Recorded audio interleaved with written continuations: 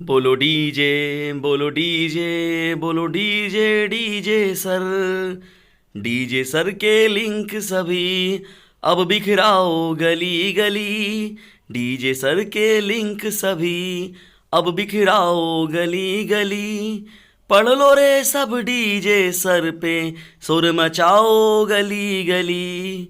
पढ़ लो रे सब डीजे सर पे, सुर मचाओ गली गली। बोलो डीजे, बोलो डीजे, बोलो डीजे, डीजे सर। जिसने भी इस चैनल से रेगुलर अपने क्लास किए, वो तो माला माल हुए, ज्ञान के उसके प्रसार हुए। बोलो डीजे, बोलो डीजे, बोलो डीजे, डीजे सर।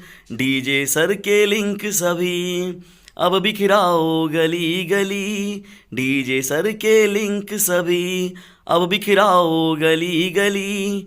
पढ़ लो रे सब डीजे सर पे, सुर मचाओ गली गली। बोलो डीजे, बोलो डीजे, बोलो डीजे, डीजे सर।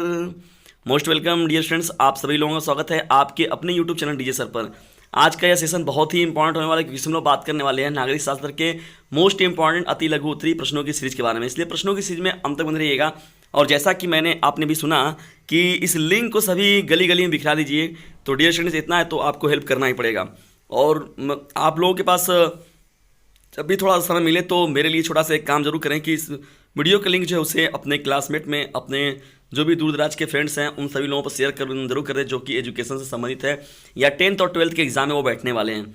उसके बाद साथ ही साथ जो हमारे साथ जो 9th और 11th के बच्चे जुड़ रहे हैं, तो उन लोगों का जो टाइम टेबल का मैं एक शेड्यूल बनाऊंगा, तो फिर 10th और 12th का मैं उन लोगों का रेगुलर क्लास जब रूटीन से बनेगा, तो फिलहाल में जो 9th और 11th के बच्चे हैं वो सभी लोग अपना लॉगिन करके व्हाट्सएप ग्रुप से जुड़ते रहें रेगुलरली। मैं अभी 1-2 महीने बाद उन लोगों का रेगुलर जो क्लासेस चैप्टर वाइज होगा वो स्टार्ट हो जाएगा।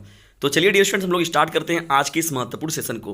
पहला देखिए हम लोग का प्रश्न क्या है इसमें, अन्य पिछड़ा वर्ग से आप क्या तात्पर्य है। पहला हम लोग का प्रश्न क्या हो जाएगा, अन्य पिछड़ा वर्ग से क्या तात्पर्य है या पिछड़ा वर्ग से आप क्या समझते हैं। देखिए इसे ओबीसी के नाम से भी हम लोग जानते हैं, ओबीसी, ठीक है, capital O capital B capital C. तो डियर स्टूडेंट देखिए यहाँ पिछड़ा वर्ग के बारे में हम लोग बात करें, देखिए तो इसको इसका जो पूरा फुल फॉर्म होता है ओबीसी का, अदर बैकवर्ड क्लासेस कहते हैं इसे हम लोग, ठीक है, अदर बैकवर्ड क्लासेस। तो देखिए इसमें होता क्या है, अनुसूचित जाति अथवा अनुसूचित जनजाति से अलग एक कोटि है, ये अलग प्रकार की एक कोटि बनाई गई है जिसमें शैक्षणिक और सामाजिक रूप से पिछड़े समुदाय की गणना की जाती है। इन समुदायों को पिछड़ा वर्ग भी कहा जाता है। देखिए पिछड़ा वर्ग के बारे में मैंने अभी बताया आपको। तो पिछड़ा वर्ग देखिए इनको ये जो अन्य कोटि के लोग रहते हैं, यानी सामान्य से अलग करके बात किया जाता है, और अनुसूचित जाति और अनुसूचित जनजाति से अलग करके एक अलग प्रकार की ये कोटि है, ठीक है, जिसका नाम क्या रखा गया है, नाम दिया गया क्या आपका कि पिछड़ा वर्ग। और इसे इसके लिए देखिए पिछड़ा वर्ग आयोग भी बनाया गया है इसके लिए। आइए डियर स्टूडेंट्स महत्वपूर्ण प्रश्नों की सीरीज में लोग आगे बढ़ते हैं। दूसरा हम लोग का इंपॉर्टेंट प्रश्न हो जाएगा, मंडल आयोग के अध्यक्ष कौन थे। बहुत ही इंपॉर्टेंट प्रश्न है यह। देखिए मंडल आयोग के अध्यक्ष जो थे बिंदेश्वरी प्रसाद मंडल थे, ठीक है, जिनको हम लोग बीपी मंडल के नाम से भी जानते हैं। तो याद रखिएगा बहुत ही इंपॉर्टेंट नाम है और नियमित रूप से यह प्रश्न पूछा गया। देखिए यहाँ पर जो और हम लोग बात करेंगे अगर बीपी मंडल के बारे में, तो बिहार के समाजवादी नेता बीपी मंडल 1968 में 1.5 माह तक बिहार के मुख्यमंत्री भी रहे। देखिए ये बिंदेश्वरी प्रसाद मंडल का ये एक महत्वपूर्ण टॉपिक है, यहाँ से प्रश्न आपका पूछ सकता है। तो 1.5 माह के लिए बिहार के मुख्यमंत्री के रूप में भी इन्हें बनाया गया था। और 1977 में देखा है जनता पार्टी में शामिल हो गए थे। 1977 में समय क्या हुए, तो जनता पार्टी में इन्होंने अपना भी जो था वो उसमें बहुत चरम सीमा पर जनता पार्टी का बोलबाला था, तो उसमें इन्होंने भी ये भी शामिल हो गया किनका, जिनका नाम बिंदेश्वरी प्रसाद मंडल है। तो डियर स्टूडेंट्स जो दूसरा प्रश्न है यह भी आपका इंपॉर्टेंट है। बढ़ते हैं इंपॉर्टेंट प्रश्नों की सीरीज में हम लोग तीसरे प्रश्न की ओर। तीसरा हम लोग का प्रश्न है, बाम सेप का पूर्ण विस्तार लिखिए। तो डियर स्टूडेंट्स का जो आंसर हो जाएगा, देखिए बाम सेप का पूर्ण विस्तार है, यहाँ कपूर जो लिख दिया गया यहाँ बना लीजिएगा आप तो अब हमारे धीरे धीरे पुराने स्टूडेंट होते जा रहे हैं, तो आप लोग थोड़ी सी अगर थोड़ा सा आपके सामने मिसप्रिंटिंग हो जाता है तो आप लोग तो इतना तालमेल अब बनी गया आप लोगों से। बाम सेप का पूर्ण विस्तार रूप है, तो कपूर की यहाँ का पूर्ण लिख दीजिएगा यहाँ पर, backward and minority communities employees federation. फिर सुन लीजिए, बामसेप का पूरा फुल फॉर्म जो होता है, backward and minority communities employees federation.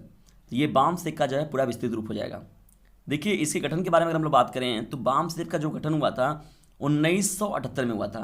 देखिए मैंने इसलिए इस पर बात कर दिया, पूर्ण विस्तार के बारे में ही पूछा, लेकिन आपका तो प्रश्न पहले ही खत्म हो गया। लेकिन मैं गठन के बारे में बता दे रहा हूँ, ताकि अगर आप बहुविकल्पी में कभी पूछ दिया जाए कि बाम सेब का गठन कब किया गया था, अगर सन दे दिया जाए आपको, तो वहाँ से 1978 जो हो जाएगा वो राइट हो जाएगा। इस संगठन ने बहुजन यानी अनुसूचित जाति, अनुसूचित जनजाति, अन्य पिछड़ा वर्ग और अल्पसंख्यकों की राजनीतिक सत्ता की जबरदस्त तरफदारी की है।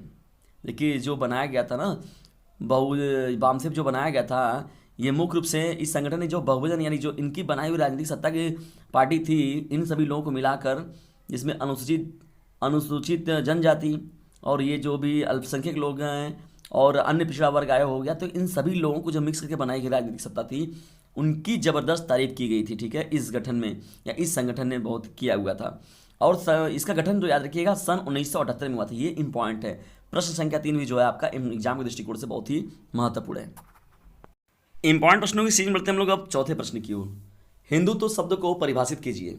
तो डियर स्टूडेंट्स, इसका जो आंसर हो जाएगा, देखिए हिंदुत्व अथवा हिंदूपन शब्द को वी.डी. सावरकर ने गढ़ा था और इसको परिभाषित करते हुए उन्होंने इसे भारतीय राष्ट्र की बुनियाद बताया।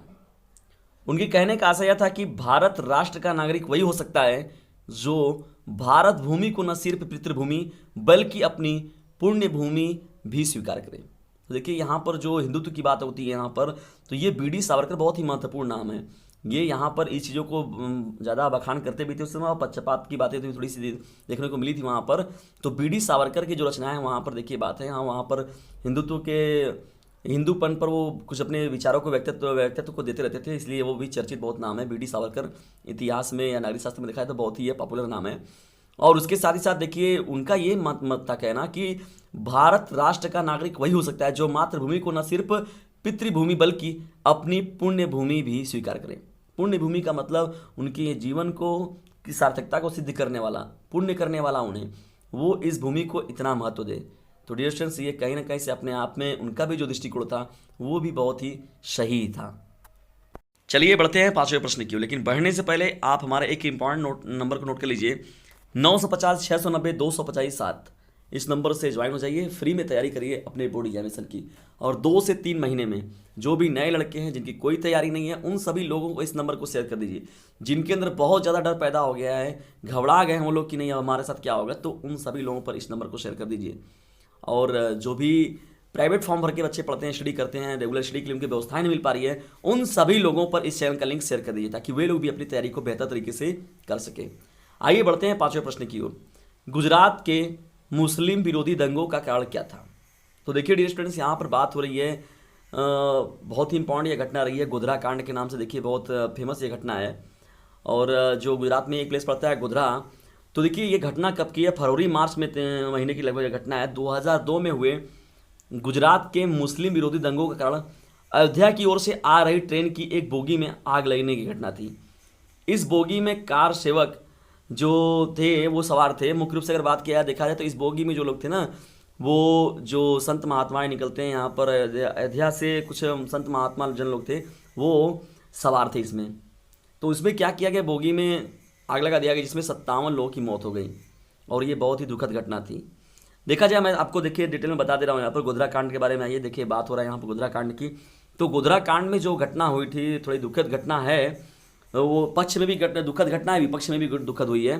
तो देखिए यहाँ पर क्या है कि जो 2002 में घटना घटी थी गोधरा कांड, तो उसमें क्या हुआ था कि अयोध्या की ओर से देखिए आ रही एक ट्रेन वहाँ से थी जो कि गुजरात के लिए जा रही थी वहाँ पर। तो उसमें क्या थे, अयोध्या के लगभग कुछ संत महात्मा उसमें सवार थे।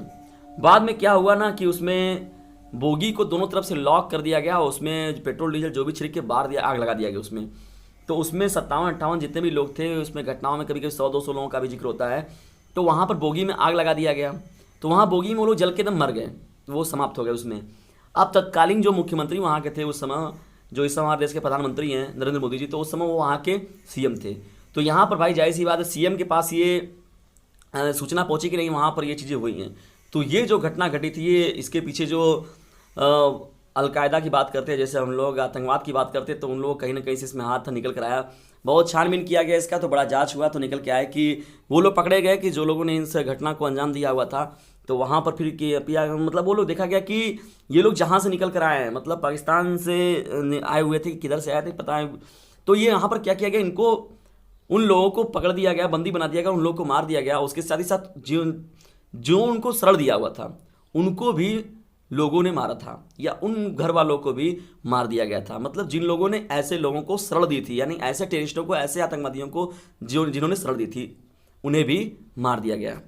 धीरे धीरे यह घटना जो थी वो दंगे का रूप ले ली यहाँ पर। तो गुजरात में वही मुस्लिम विरोधी दंगे, या तो ये जो दंगे हुए थे वही उसी दंगे की बात की गई है यहाँ पर। और बहुत ही इंपॉर्टेंट यह घटना है। बाद में देखिएगा यहाँ पर सुप्रीम कोर्ट के द्वारा, यहाँ हाई कोर्ट के द्वारा, जो मुख्यमंत्री उस समय वहाँ के थे, प्रधानमंत्री जी जब मुख्यमंत्री थे नरेंद्र मोदी, तो उन्हें क्लीन चिट भी मिला था कि नहीं, अगर हैं, शासक हैं, और आपकी प्रजा के यहाँ भी अगर कोई दोषी है, या तो आपकी प्रजा को ऐसे नुकसान होते हैं, या आपकी प्रजा के ऊपर कोई ऐसे संकट आते हैं, तो आप अगर राष्ट्र के हित में ये सभी कदमों को आप उठा सकते हैं। तो उस प्रकार से वो जैसा भी किया गया था, मैं सुप्रीम कोर्ट ने उस फैसले को सुनाया कि नहीं, क्लीन चिट दिया प्रधानमंत्री नरेंद्र मोदी जी को। और भी जितनी भी पत्रकार की थी, तो बात की बात है, वो उसमें हम लोगों से बड़े बुद्धिजीवी बैठे हैं वहाँ पर, लोग अपने विचार और आदर्शों को प्रस्तुत करने वाले। तो यहाँ पर देखिए हम लोग की जो बात हुई थी, ये बहुत ही इंपॉर्टेंट टॉपिक है, और इसमें थोड़ा डिटेल में मैंने इसलिए बता दिया क्योंकि कन्फ्यूज़न ना रहे लोगों को। कभी कभी कन्फ्यूज़न आता है कि नहीं क्या हो गया, कैसे हो गया। तो यहाँ पर देखिए जो फंडा मेन ये था, और जाहिर सी बात है कि कोई चाहे जैसा भी रहे, लेकिन राष्ट्र से बड़ा कोई नहीं है। तो और ये भावना भी लोगों के अंदर रहनी चाहिए, सर्वे भवन्तु सुखिनः, सर्वे तंतु निरामयाः, सर्वे भद्राणि पश्यन्तु मा कश्चित् दुःखभाग् भवेत्। और यहाँ पर थोड़ा सा ये सब जो टॉपिक हैं थोड़ा सा ऑटोमेटिकली उल्टा पुल्टा हो जाती हैं, क्योंकि यहाँ पर देखिए हम लोग एक लेक्चर प्रोवाइड करते हैं, अपने विचारों को प्रस्तुत करना रहता है यहाँ पर, और इनकी उत्तर में जो रहता है फैक्ट्स में जाना होता है। देखिए इतिहास में क्या होता है, बहुत सी चीज़ें दबी हैं, बहुत सी चीज़ें उभरी हैं। तो ये कहा जाता है ना, गड़े हुए मुर्दे को उखाड़ना, बीती हुई बातों को दोहराना। तो बीती हुई बातें, गड़े हुए मुर्दे को जब उठाता है व्यक्ति, तो 2 अगर 4 और 5 इतिहासकार जब होते हैं, तो अपने अपने तरीके से वो फिर व्याख्यान वहाँ पर बातें होती हैं। तो डियर स्टूडेंट, जो 5वां प्रश्न था, यह भी आपका इंपॉर्टेंट है। और बढ़ते हैं हम लोग सीरीज में अपने अगले प्रश्न की ओर। बढ़ते हैं हम लोग 6वें प्रश्न की ओर। देखिए 2004 के लोकसभा चुनाव के क्या परिणाम रहे हैं। 2004 के लोकसभा चुनाव में कांग्रेस पूरे जोर के साथ गठबंधन में शामिल हुए थे। चुनाव में राजग की हार हुई थी और संयुक्त प्रगतिशील गठबंधन समप्रंग की सरकार बनी थी। यहाँ पर देखिए इस गठबंधन का जो नेतृत्व करता है वो कांग्रेस सरकार करती है, ठीक है। तो कांग्रेस ने किया था। समप्रंग को वाम मोर्चा ने समर्थन दिया। 2004 के चुनाव में एक हद तक कांग्रेस का पुनरुत्थान भी हुआ था।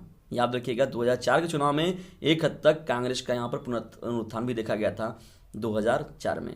तो ये इंपॉर्टेंट प्रश्न रहेगा आपके एग्जाम के दृष्टिकोण से भी। और इसी के साथ ही साथ देखिएगा 2014 के लोकसभा चुनाव के क्या परिणाम हुए, ये भी इंपॉर्टेंट फैक्ट है।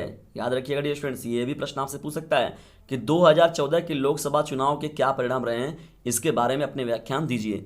ये भी एक बहुत ही महत्वपूर्ण टॉपिकों में एक है। बढ़ते हैं हम लोग अब 7वें प्रश्न की ओर। 7वां हम लोग का प्रश्न है 2014 के लोकसभा चुनाव में किस राजनीतिक दल ने स्पष्ट बहुमत प्राप्त किया है, इसके कोई 2 कारण बताइए। प्रश्न बहुत इंपॉर्टेंट है। प्रश्न संख्या 7, 2014 के लोकसभा चुनाव में किस राजनीतिक दल ने स्पष्ट बहुमत प्राप्त किया, इसके 2 कारण बताइए। तो देखिए डिस्टेंस हम लोग इसका जो आंसर है वो स्टार्ट करते हैं। 2014 के लोकसभा चुनाव में भारतीय जनता पार्टी भाजपा ने स्पष्ट बहुमत प्राप्त किया। प्रधानमंत्री बने नरेंद्र मोदी की लोकप्रियता और कांग्रेस की राजनीतिक कमजोरी इन चुनाव में भाजपा की जीत के 2 प्रमुख कारण थे। देखिए यहाँ पर बात थी कि उस समय जितने भी चंगू मंगू जो भी थे बीजेपी में उस समय खड़े हुए थे, बीजेपी के जिसको भी टिकट मिला था वो सब के सब अपनी सीट निकाल लिए थे। वो एक कहा गया था ना मोदी लहर की नहीं मात चर्चा सुन रहे थे, घर हर हर मोदी घर घर मोदी। तो यहाँ पर प्रधानमंत्री वहाँ पर देखिए लोकप्रियता है नरेंद्र मोदी, जिसमें मतलब नाम रखा गया था प्रधानमंत्री बनने के लिए, प्रस्तावित नाम दिया गया था नरेंद्र मोदी। तो लोकप्रियता वहाँ पर देखिए सबसे बड़ा कारण था। और उसके साथ ही जो था कांग्रेस की राजनीतिक कमजोरी मतलब कहा गया कोई बहुत बड़ा विशेष चेहरा देखिए इसमें सामने निकल कर नहीं आया। और उसके साथ ही साथ जो बहुत जैसे यहाँ पर कहता है कि जनमानस को आप कैसे अट्रैक्ट कर सकते हैं, खींच सकते हैं अपने वक्तव्य से। जाहिर भाषण भी देखिए अपने आप में बहुत बड़ी चीज़ होती है, मायने रखता है। तो यही मुख्य रूप से जो जिम्मेदार बने थे भाजपा की जीत के 2 प्रमुख कारणों में एक थे। तो ये 7वां जो प्रश्न है ये बहुत ही ज़्यादा मोस्ट इंपॉर्टेंट है और बोर्ड एग्जामिनेशन में पूछा गया ये प्रश्न है, इसलिए इस प्रश्न को आप ज़रूर देखकर एग्जाम में जाइए। चलिए बढ़ते हम लोग अब 8वें प्रश्न की ओर। एनडीए में सम्मिलित किन्हीं 4 दलों के नाम लिखिए। बहुत ही इंपॉर्टेंट प्रश्न है, कई बार पूछा गया है। भाजपा, अकाली दल, लोक जनशक्ति पार्टी और जनता दल यूनाइटेड एनडीए में सम्मिलित 4 दल हैं। यानी प्रमुख 4 दलों कौन कौन से जो एनडीए में शामिल होते हैं, जिनको हम लोग एनडीए बोलते हैं। भाजपा की बात हो गई, अकाली दल की बात हो गई, लोक जनशक्ति पार्टी हो गई, जनता दल यूनाइटेड। तो ये सभी जो है एनडीए में सम्मिलित 4 प्रमुख दल हैं, ठीक है। इसमें मुख्य रूप से भाजपा जो इसमें बहुत ही ज़्यादा सक्रिय है, तो बड़े पैमाने पर ये पार्टी है, राष्ट्रीय पार्टी के रूप में है बड़े पैमाने पर। 9वें प्रश्न की हम लोग पढ़ते हैं। 9वां हम लोग का प्रश्न देखिए क्या है, शाह जांच आयोग के अध्यक्ष कौन थे। डियर स्टूडेंट्स, इसका उत्तर जो हो जाएगा, शाह जांच आयोग के अध्यक्ष सर्वोच्च न्यायालय के भूतपूर्व मुख्य न्यायाधीश जेसी शाह थे, ठीक है। याद रखिएगा, शाह जांच आयोग के अध्यक्ष जो थे वो कौन थे, सर्वोच्च न्यायालय के भूतपूर्व मुख्य न्यायाधीश जिनका नाम जेसी शाह था, ठीक है। इस आयोग का गठन 1977 में जनता पार्टी की सरकार ने किया था। इंपॉर्टेंट प्रश्न है, जनता पार्टी जब आई थी सत्ता में 1977 में, तो उसी जनता पार्टी की सरकार के द्वारा ही इस आयोग का गठन किया गया था, जिसका नाम क्या रखा गया था, शाह जांच आयोग। चलिए बढ़ते हैं हम लोग अंतिम प्रश्न की ओर। 10वां हम लोग का देखिए प्रश्न है, आम लोगों पर आपातकाल का असर कैसे पड़ा। देखिए डियर स्टूडेंट्स, ये उत्तर बहुत ही इंपॉर्टेंट है। आपातकाल जब लगाया गया था, जान रहे हैं, इंदिरा गांधी जी के शासनकाल में 1975 में, आपातकाल का लोगों पर पड़ने वाले असर को निम्नलिखित हम लोग कुछ महत्वपूर्ण फैक्ट्स के द्वारा इसको समझेंगे। देखिए पहली जो इसमें महत्वपूर्ण बात निकल कर आती है, आपातकाल के दौरान जो था पुलिस हिरासत में मौतें हुई हैं और यहाँ पर यातनाएं भी देखने को मिली हैं, यानी यातना की घटना भी घटी हुई है आपातकाल के दौरान देखा गया। तो दूसरी जो इसमें देखिए महत्वपूर्ण टॉपिक आपका बात क्या हो जाएगा, गरीब लोगों को मनमानी तरीके से एक जगह से उजाड़ कर दूसरी जगह पे बसाया गया। जैसे यहाँ पर भी आप तो लोग यहाँ चलो वहाँ चलो, तो यहाँ पर गरीबों के साथ ये मनमाना ढंग से काम किया गया था, ये भी जो कि सही नहीं था। तीसरी देखिए महत्वपूर्ण बात जो थी, जनसंख्या नियंत्रण की सबसे ज़्यादा मोस्ट इंपॉर्टेंट तीसरा फैक्ट ही है, जनसंख्या नियंत्रण के अति उत्साह में लोगों को अनिवार्य रूप से नसबंदी के लिए मजबूर किया गया। तो जनसंख्या नियंत्रण के लिए उस समय देखिए इंदिरा गांधी जो उस समय, बहुत से लोग हम लोग के देखेंगे दादी वगैरह हैं जो पुरानिया लोग हैं, वो लोग बताते हैं कि अरे जो उनकर या फलाने को उनका जब इंदिरा रानी तो उस समय पकड़ के लोग उनके नसबंदी उतरल, पकड़ के लोग पकड़ ले जाएँ, उठा ले जाएँ कुल। तो वहीं पर चीज़ें देखिए बात होती है। तीसरी ये भी बहुत ही महत्वपूर्ण फैक्ट्स रहा है, जनसंख्या नियंत्रण के अति उत्साह में लोगों को अनिवार्य रूप से नसबंदी के लिए मजबूर किया जाता है, जबरदस्ती लोग कहते हैं पकड़ कर दिया जाता है। तो डिस्टेंस ये देखिए 10 महत्वपूर्ण आपके प्रश्न हो गए नागरिक शास्त्र के, और सभी जो प्रश्न हैं एक से बढ़कर एक हैं। आपने देखा, खुद ही क्रम वाइज देखा तो आपको खुद ही लगा होगा कि हाँ वाकई में सभी जो प्रश्न हैं वो एक से बढ़कर एक हैं। डियर स्टूडेंट्स, यदि वीडियो आपके लिए थोड़ा सा भी हेल्पफुल लगा हो तो इसे लाइक करें, शेयर करें, और चैनल पर नए तो चैनल को सब्सक्राइब करना बिल्कुल भी ना भूलें। और मेरे हेल्प के रूप में आपको बस एक काम करना है, इसे शेयर जरूर करना है। तो याद रखिएगा, चलते चलते मेरे ये गीत याद रखना, इसे शेयर करना ना भूलना, इसे शेयर करना ना भूलना। तो डियर फ्रेंड्स, इसे शेयर जरूर करें। जय हिंद, जय भारत।